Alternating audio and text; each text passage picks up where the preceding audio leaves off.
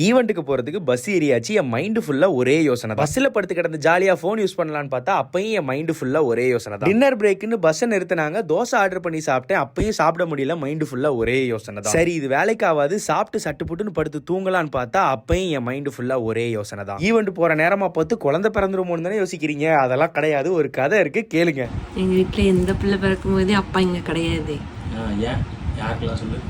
எங்கள் அன்னைக்கும் 2 பாப்பா பிறந்துச்சு. 2 பாப்பாவுக்கும் எங்கள் அண்ணன் இல்லை, உங்கள் அண்ணன் ஃபாரின்ல இருந்தான். எங்கள் அண்ணி இங்கே. எங்கள் அக்காவுக்கும் 2 பிள்ளை. ஹாரிஸ் பிறக்கும்போது அவங்க அப்பா டெல்லி போயிருந்தாங்க.